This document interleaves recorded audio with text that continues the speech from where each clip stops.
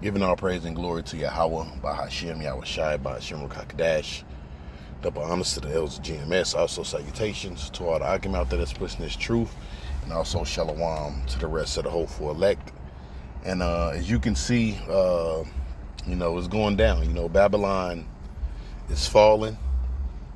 All right. It's taking a fucking skydive right now. All right. Whether you have the economy right now, the stock market is down. It's red. All right. But it's a reason behind that. That's because Esau deals with what? False balances. All right. And some of the underhand shit he been doing. All right. Besides the money not being worth anything. Right. But the things he been doing with the money. All right. Whether the way how he trades stocks or tack on more zeros when you put money in the bank, all kind of crazy loans or owing money, it's all starting to catch up to this devil, and a lot of these guys that run Wall Street, all right, don't be surprised if you see a lot of guys nose diving off those high-ass buildings in New York, because they're about to lose a lot of money and a lot of riches in these last days, man. But as you can see, the prophecies is being fulfilled, like we've been saying, all right. But I have these couple videos, to edify you a little bit, to give you more insight on what's going on and what takes place on Wall Street. Okay. Good buddy, Fred. Here we go. If you don't know, Fred is the official website from the Federal Reserve where they publish all kinds of official economic data. And Fred can tell you a lot of things. Like, for example, that US GDP, the total value of all the stuff that the US makes that's real, is going up slowly.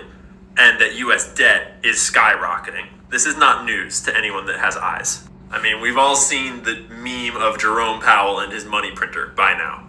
No matter how you slice it, money's just getting... Right. It's saying they have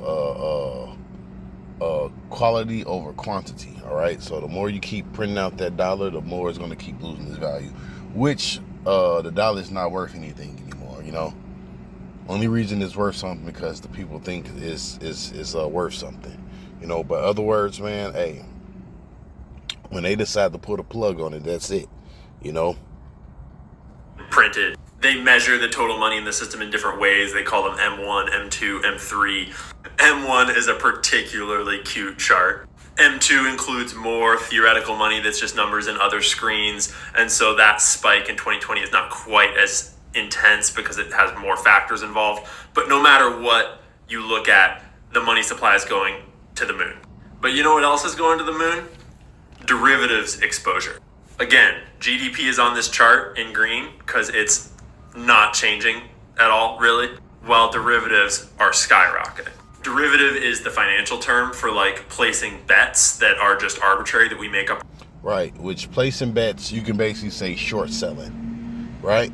It's when you take a stock, all right, or you short a stock, which means you're betting on a stock to go down, which I'm going to show you a video on that, all right? You're betting on a stock to go down, okay?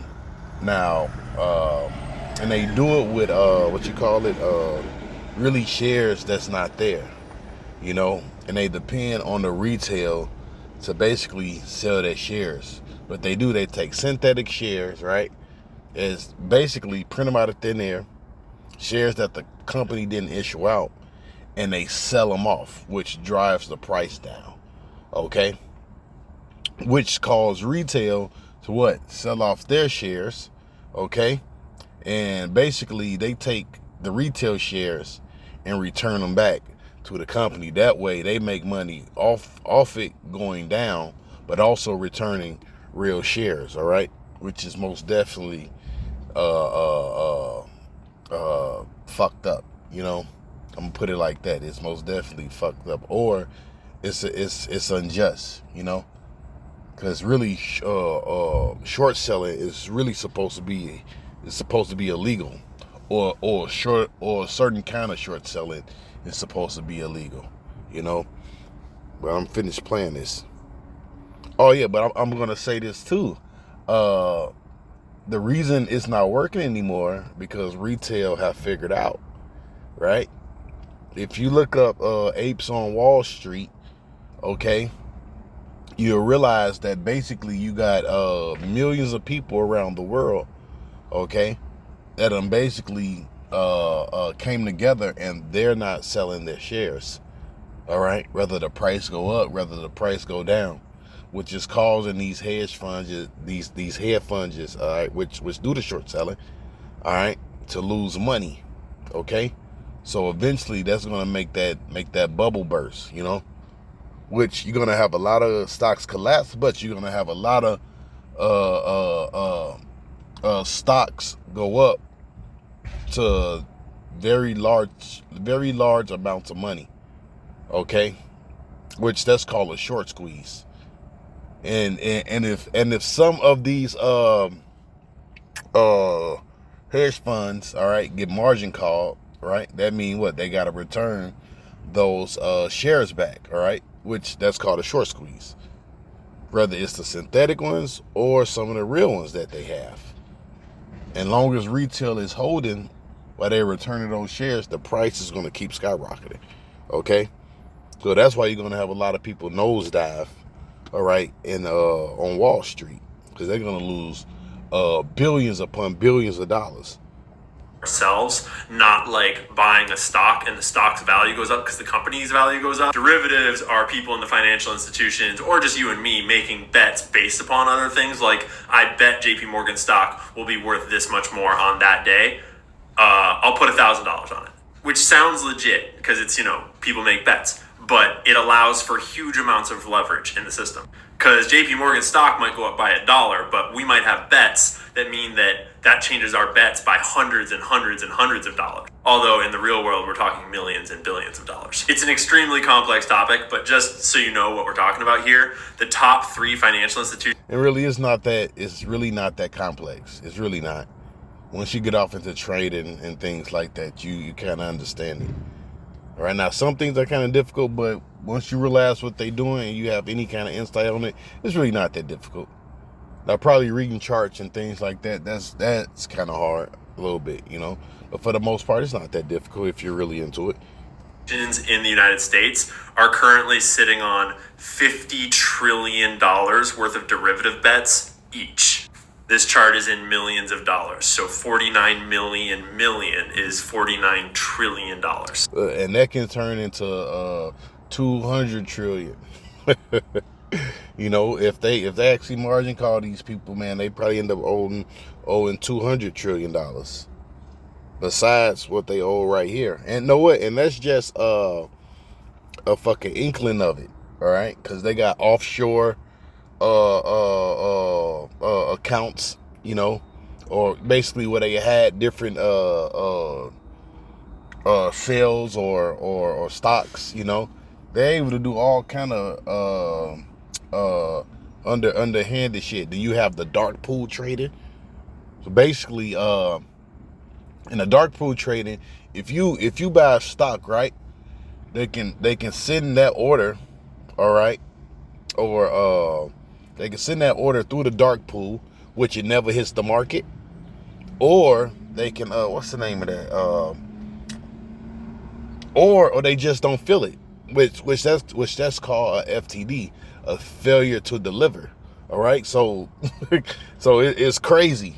It's crazy, man, with what they're doing on this stock market, you know. And guess what? You have people savings on there, 401ks, you know. So a lot of people is about to lose hard. Okay. Now, some of the main stocks they've been short selling is GameStop. Right? If you notice, a couple years ago, GameStop had a miniature short squeeze with it went from like $40 to about $800. But this short squeeze right here, man, it's gonna be horrible. You know, it's possible you can have stocks go up to $100,000. You know, between GME and AMC. You know, but here we go. Let's finish playing this. And if you notice, their assets column, Goldman Sachs is sitting on $47 trillion of derivatives, And they don't even have $500 billion of actual assets to back up all those bets. Because, you know, when you make a bet, the other side is like, okay, but how do I know you're good for it? And you're like, well, check out my nice car, right? Like the car is your asset that backs up the money that you're promising to pay. So yeah, they're sitting on 100-to-1 leverage right there. And a lot of economists have termed this the everything bubble for good reason. Because as all this money got pumped into the system, it skyrocketed the value of stocks, just all stocks, cryptocurrencies, you name it. But we've also seen huge rises in things like mortgage-backed securities. This is since 2010. You know, these are the things that caused the 2008 housing collapse. Yeah, they're on the up.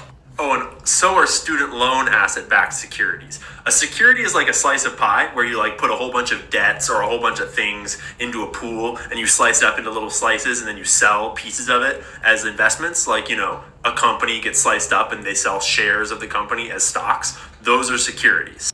So student loan asset-backed securities means when they take everyone's student loans, put them all that debt into a big pool, then they slice it up into little slices, and then they sell those slices as securities so you can make money off of collective student loan debt. Well, let's be real. You can't make money off of it because you don't know how to do this, but they make money off of it. I think this chart shows the phenomenon a little bit more clearly because it's a new thing. This is what we call financial innovation, folks. Oh, but they're also doing it to your car loans, too. We're going to stop right there. We're going to grab a couple scriptures real quick. I'm going to show you a video on short selling, too.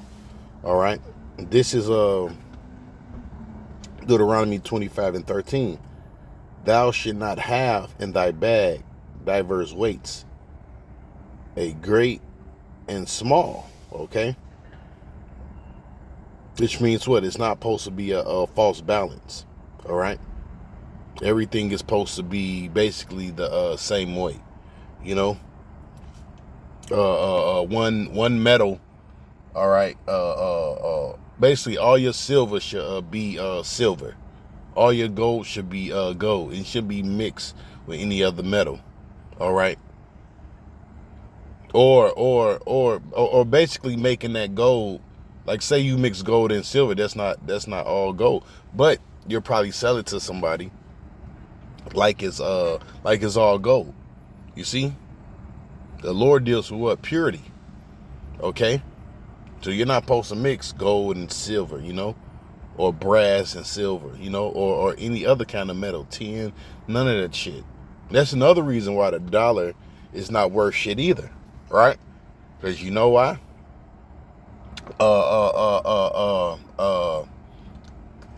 Because they're printing too much of it, okay, and it's not backed by the gold and silver. Now they might tell you what's that? I think is Fort Knox, some bull crap like that. We got gold here in this bag in $1.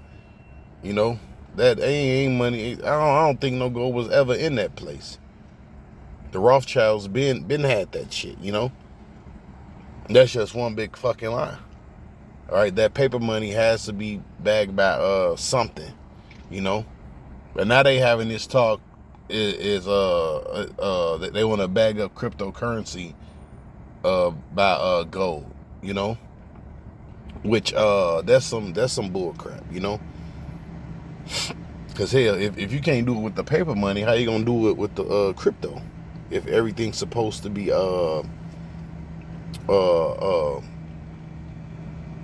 which let me take that back. How you gonna do about with crypto, right? And it's not even physical. All right, so they gonna tell you they gonna bag up something by gold, which is not even physical, right? And you couldn't even do it with the physical. You know that makes no damn sense. You know, it's one big thing of fuckery, you know.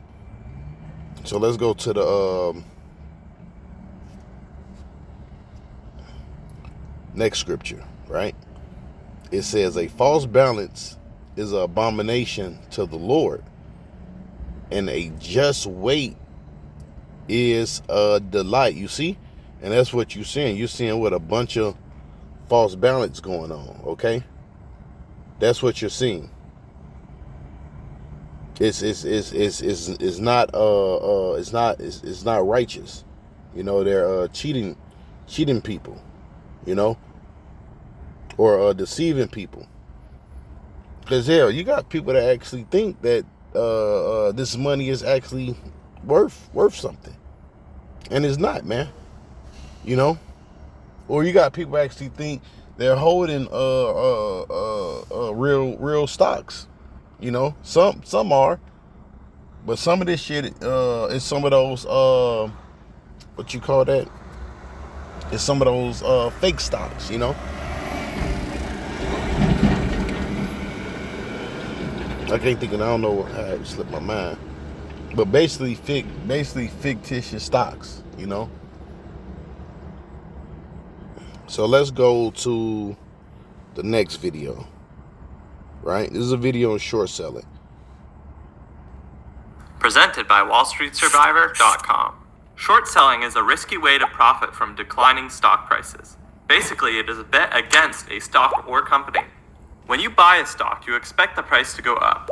On the other hand, when you short a stock, you expect the price to go down.